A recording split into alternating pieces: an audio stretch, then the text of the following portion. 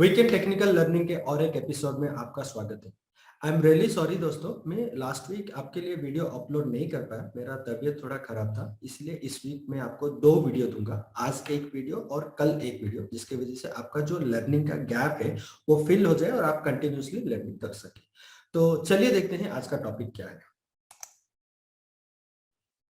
Yes, आज का topic है कैंडल स्टिक पैटर्न्स। ये मैं कुछ पार्ट वन क्यों है, मैं कुछ पार्ट्स में इसको डिवाइड किया हूँ।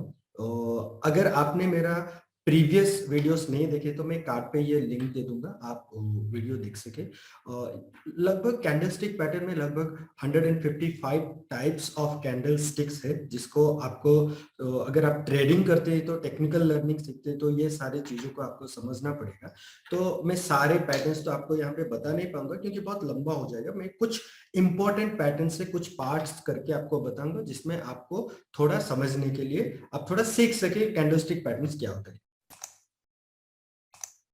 पहला पैटर्न है माराबोजू पैटर्न। माराबोजू ये एक जापानीज नेम है जिसका मतलब गंजा है, लाइक मी।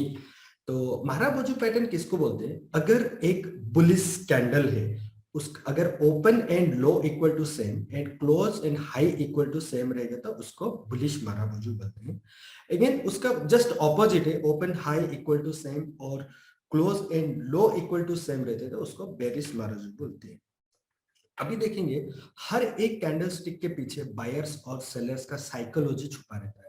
तो ये साइकोलॉजी को समझना बहुत इंपॉर्टेंट है। आप अगर ट्रेडिंग कर रहे हैं, अगर ये आपको समझ में आ गया तो आप डेफिनेटली यहाँ पे हमेशा विनिंग रह सकते हैं।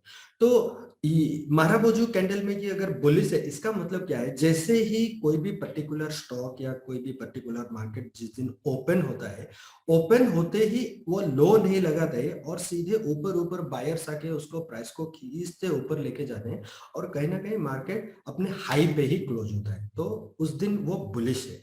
सेम बेरिश भी सेम वैसा ही है। अगर मार्केट में कुछ बैड न्यूज है, कुछ अगर है तो सेलर्स पैनिक में सेल करते हैं और जैसे ही ओपन होता है तो स्टॉक हाई नहीं लगाता है और सेलर्स उसको पूरा प्राइस को नीचे लेके आते हैं सेल करके और अपने लो पे ही क्लोज करता है। तो दिस इज द थियोरेटिकल, लेकिन प्रैक्टिकली आपको कहीं ना कहीं एक छोटा सा अपर और लोअर विक दिखेगा, बहुत छोटा नेग्लिजिबल रहेगा, उसको भी आप माराबोजू कैंडल बोल सकते हैं। तो आप यहाँ पे देख सकते हैं ये निफ्टी का कहीं अगस्त 29 का ये कैंडल है। आप देख सकते हैं बहुत छोटा छोटा विक है, लेकिन ये बहुत बुलिश था। उसके बाद आप देख सकते हैं मार्केट उस दिन के लिए अप ट्रेंड में था। तो इसका मतलब क्या है? बायर्स के कंट्रोल में था मार्केट, उस दिन पूरा ऊपर लेके गए थे और अगले दिन अगले कुछ दिनों तक मार्केट अप ट्रेंड में ही रहा। नेक्स्ट कैंडल है spinning top. Spinning top candle का जो बॉडी हमेशा छोटा रहना चाहिए, ओपनिंग एंड क्लोजिंग प्राइस पूरा आसपास रहना चाहिए। तो कलर डजंट मैटर, अगर वो ग्रीन हो या रेड कलर हो वो मैटर नहीं करता है, और उसका जो विक का साइज है वो भी मैटर नहीं करता है, लेकिन बॉडी छोटा होना चाहिए। इसके पीछे का साइकोलॉजी क्या है? जैसे आप यहाँ पे देख सकते हैं मार्केट यहाँ पे कहीं ओपन हुआ और बायर्स उसको ऊपर लेके गए थे और दिन के बीच में कहीं ना कहीं सेलर्स आके उसको अगेन नीचे लेके आए और मार्केट एंड में अगेन बायर्स उसको लेके ओपनिंग प्राइस से कहीं ना कहीं ऊपर क्लोज किए। इसका मतलब क्या है? इसके पीछे साइकोलॉजी ये है कि मार्केट इनडिसिसिव है। बायर्स और सेलर्स डिसाइड नहीं कर पा रहे हैं कि मार्केट को किस डायरेक्शन में ले सके। सेलर ट्राई कर रहे हैं नीचे लेने के लिए, अगेन बायर्स ट्राई करने के लिए ऊपर लेने के लिए। तो अगेन बेरिश कैंडल में भी सेम ऐसा ही होता है। जैसे ही सेलर्स मार्केट को नीचे लेके आए और मिड डे में कहीं ना कहीं बायर्स आके उसको ऊपर लेके गए, अगेन डे एंड में सेलर्स अगेन मार्केट को नीचे लेके अपना जो ओपनिंग प्राइस है उससे नीचे ही क्लोज करते हैं। तो ये मार्केट में बहुत इनडिसिसिव नेचर रहता है। कल मार्केट अगर आप एक आज के दिन में एक स्पिनिंग टॉप कैंडल बना है तो कल ये डिसाइड करना थोड़ा मुश्किल रह सकता है कि मार्केट ऊपर जाएगा कि नीचे जाएगा, क्योंकि बहुत इनडिसिसिव होता है। अगला पैटर्न है डोजी कैंडल। डोजी कैंडल किसको कहते हैं? Open and closing price almost same रहता है। प्रैक्टिकली ये होता नहीं है, लेकिन बहुत नेग्लिजिबल आसपास रहता है। अगर 100 रुपीज में ओपन हुआ है तो स्टॉक, तो उस दिन उसका क्लोजिंग अगर 101 या 102 रहा है तो इसका मतलब क्या है? वो बहुत इनडिसिसिव है मार्केट। यहाँ पर भी सेम लाइक स्पिनिंग टॉप, यहाँ पर भी वैसा ही होता है। जैसे मार्केट ओपन होता है, ओपन होने के बाद अगर बायर्स ऊपर लेके जाते हैं, अगेन दिन के बीच में कहीं ना कहीं सेलर्स उसको प्राइस को अगेन नीचे लेके आते हैं और डे एंड में कहीं ना कहीं बायर्स अगेन प्राइस को ऊपर लेके अपने ओपन प्राइस के पास ही वो क्लोज होता है।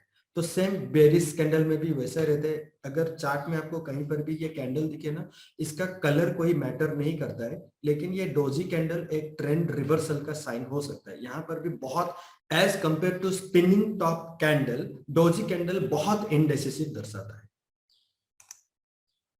तो ये कैसे आपको पता चलता है? अगर मार्केट अप ट्रेंड में है, back to back green candle लगा के जा रहे हैं, और अप ट्रेंड के ऊपर अगर एक स्पिनिंग टॉप या डोजी कैंडल फॉर्मेशन होता है, इसका मतलब क्या है? ये ट्रेंड रिवर्सल का साइन है। अगले दिन हो सकता है कि मार्केट नीचे आ सके, अपना ट्रेंड को रिवर्स कर सके। सेम थिंग अगर मार्केट डाउन ट्रेंड में है, back to back red candle बना के नीचे आ रहे हैं, और चार्ट के नीचे डाउन ट्रेंड में अगर कहीं ना कहीं डोजी या स्पिनिंग टॉप कैंडल फॉर्मेशन होता है, इसका मतलब क्या है? ट्रेंड रिवर्सल हो सकता है। अभी ये देखिए, ये पिडिलाइट का रिसेंट चार्ट है, ये दिसंबर 7 का चार्ट है। आप यहाँ पे देख सकते हैं मार्केट कहीं ना कहीं यहाँ पे थोड़ा सा अप ट्रेंड को कंटिन्यू किया था, और यहाँ पे यहाँ पे बहुत बड़ा रेड कैंडल होके सेल ऑफ आया, और यहाँ पे एक स्पिनिंग टॉप कैंडल बना। इसका मतलब क्या है? स्पिनिंग टॉप मतलब बायर्स और सेलर्स डिसाइड नहीं कर पाए कि मार्केट को कैसे लेके जाए, थोड़ा इनडिसिसिव था। अगले दिन जैसे ही मार्केट ओपन हुआ, कुछ दिन के लिए डाउन ट्रेंड में रहा, डाउन ट्रेंड में रहा, और यहाँ पे आप देख सकते हैं एक डोजी कैंडल फॉर्मेशन हुआ। जैसे ही डोजी कैंडल फॉर्मेशन हुआ, अगले दिन कुछ दिन के लिए मार्केट अप ट्रेंड में था। तो यहाँ पे मैं आप समझ सकते हैं कि डोजी और स्पिनिंग टॉप कैंडल फॉर्मेशन होने के बाद कैसे मार्केट रिवर्सल ले सकता है। ये सारे कैंडलस्टिक पैटर्न को समझना बहुत इंपॉर्टेंट है।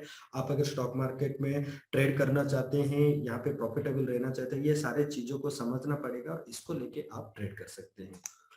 तो आई होप दोस्तों, आज का जो ये एपिसोड है आपको अच्छा लगा। और मेरे वीडियो अगर अच्छा लगे तो आप इसको लाइक कीजिए, शेयर कीजिए। अगर कुछ डाउट है तो आप कमेंट भी कर सकते हैं, मैं आपको रिप्लाई करूंगा।